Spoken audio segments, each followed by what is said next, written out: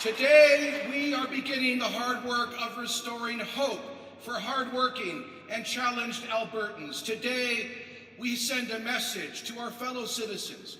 If they are struggling, if they're going through a time of adversity, that hope and help is on the horizon.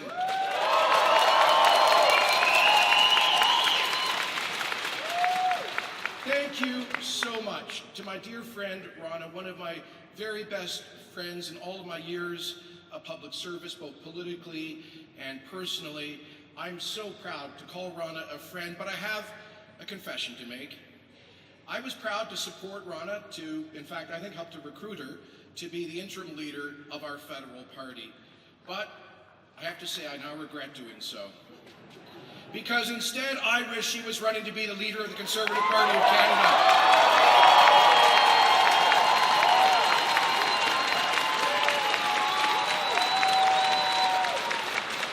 What a great Alberta woman. Friends, Rana just reminded us of why unity is better than division.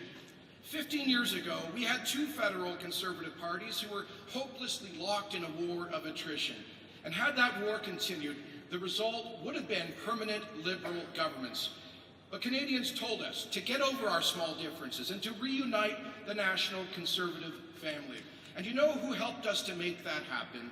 It was people in this room. Alberta progressive Conservatives helped to pave the path to federal Conservative unity.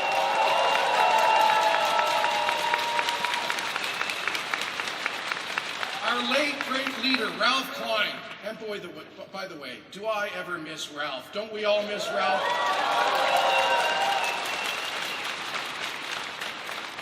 Ralph was the keynote speaker at the United Alternative Conference that paved the way for federal Conservative unity. His effort was supported by almost every member of the Alberta PC caucus, many of whom are with us here today. I see my friend Stockwell Day, just one of many. And Ralph said at that conference that, quotes, "The United Alternative already exists in my own PC party. About a third of the members are federal reformers, about a third are federal PCs. We even have a couple of federal Liberals," he said, "and about a third have no federal affiliation. At the end of the day," Ralph told us, "we're able to come together and to look at the big picture. I think a united Conservative movement can do precisely that." He went on to say, "I urge you, do not allow your deliberations this weekend to focus on what divides you or on battles lost long ago. Your task this weekend is not to debate history, but to make history." Let's listen to Ralph.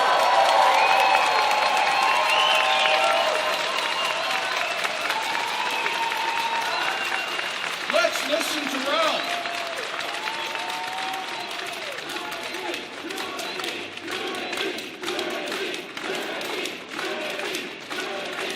Let's listen to Ralph.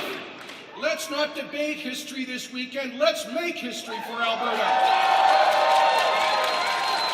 Thanks in part to the support of this party, Stephen Harper and Peter MacKay were able to bury the hatchet, to move beyond bitterness and recrimination, and to create the Conservative Party of Canada. They had the courage to focus on the future instead of being stuck in the past, on what united us and not what undivided us. Their unity agreement was endorsed by 95% of grassroots members, and together we created a big free enterprise party that won 3 national elections, becoming the longest-serving Conservative government since John Macdonald in the 1800s.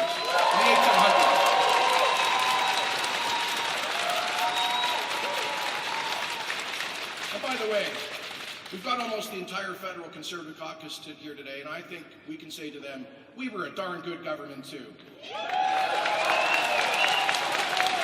That is a party that has won on average 2/3 of the votes and over 90% of the federal seats in Alberta since its creation 13 years ago. A party which in October of 2015, our toughest campaign in a decade, won 29 of 34 Alberta seats, 60% of the popular vote, and 1.2 million Alberta votes. 1.2 million. That's 3 times more than Progressive Conservatives won just 5 months earlier, and 400,000 more votes than were cast for PCs and Wild Rosers combined. Just think about that, friends. 400,000 free enterprise Albertans who came out to support the merged, unhyphenated Conservative Party of Canada, who didn't bother showing up for either provincial Conservative Party just a few months earlier. So friends, now is a time for us to be honest with one another. One of the reasons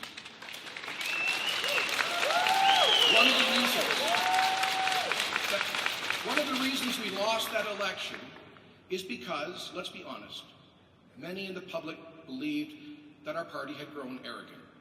And arrogance happens when you stop listening to others, when you start telling them what to think. Well, I believe those 400,000 missing Conservative voters were sending us a message. They were telling us that they are disenchanted with a decade of division. And so I am here with a simple message. It is, at its heart, a message of humility. And humility means that sometimes you have to stop talking and start listening. 3/4 of our party's voters have told pollsters consistently in the last year that they want us to bury the hatchet and to put the province ahead of party and to unite.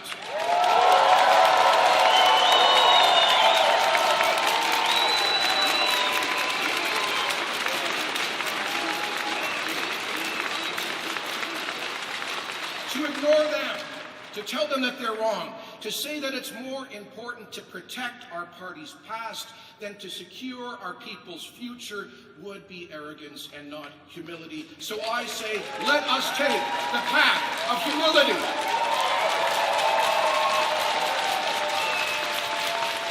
Now, friends, I honestly understand that there are many here who have profound anxieties about the prospect of unity. I respect them.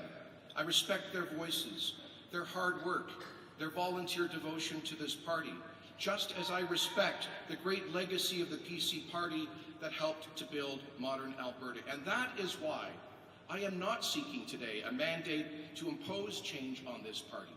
To the contrary, I am seeking a mandate to empower every member of this party, whether they support the concept of unity or not, by empowering every single grassroots member to make this decision through a democratic referendum, because this critical decision about our province's future is too important to be made by a leader, a caucus, or a board, or even the good people in this room. It must be made by tens of thousands of grassroots progressive Conservatives.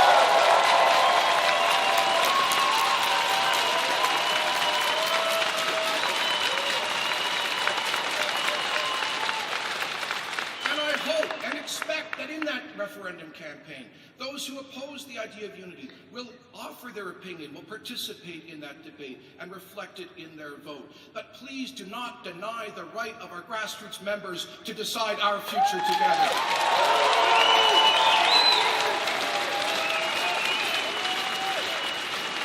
So let's be clear about what I'm proposing.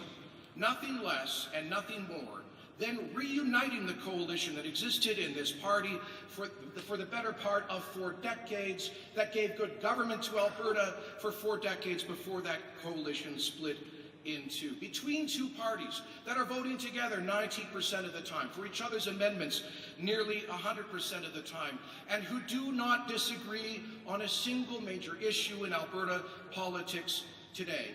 You know, this reminds me of what Ronald Reagan used to say. He said that a person who agrees with me 80% of the time is an ally, not a 20% enemy.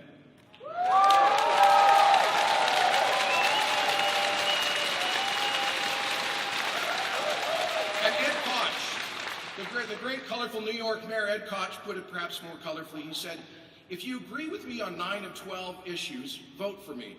If you agree with me on 12 of 12 issues, see a psychiatrist. Or as St. Augustine of Hippo said, in essential things, unity, in non-essential things, diversity, and in all things, charity. Friends, what we are talking about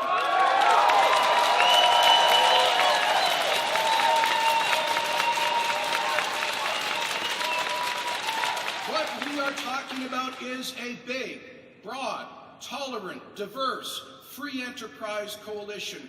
A big tent, not a pup tent. The kind of coalition... And it has to be bigger. It only starts with bringing together current progressive conservatives and the former progressive conservatives that we called wild rosers. It only starts with that. But it has to be bigger than that. We must reach out with intention and purposefully to new Canadians, new Albertans, to young Albertans, to union members who may have voted NDP in the past but are disenchanted with a government that is jeopardizing their jobs. We need to reach out to fiscally conservative Liberals, to urban and rural Albertans, to people of all backgrounds and walks of life. I know something about this because for 10 years, I had the privilege of leading an effort for the Conservative Party of Canada that managed to double our support amongst new Canadians.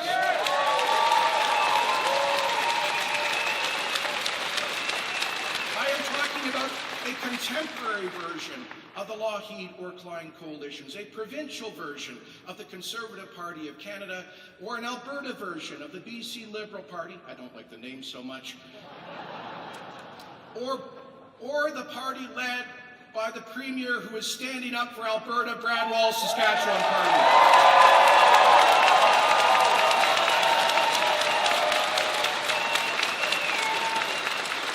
And this coalition of unity must be a party that is animated by a conservatism of the heart, a conservative coalition that understands our number one focus is to help people develop their God-given potential to be a voice for the underdogs of our society, for those who live at the margins.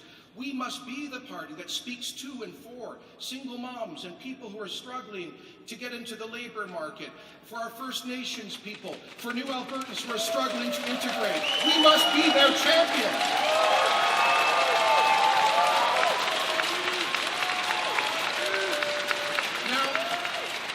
Some amongst us say that there's not enough time to do this in the 27 months that rest between now and the May 2019 election.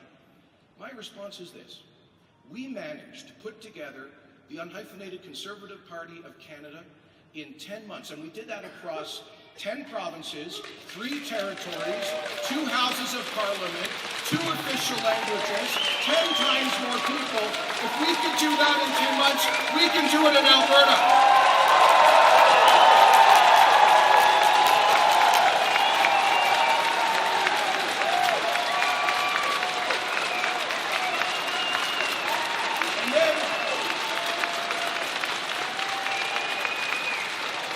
And then there are some who tell us it's too complicated. There's too many risks and too many challenges and obstacles. And I say to them, since when did we Albertans look for excuses not to do something important? This is the can-do province. This is the can-do province.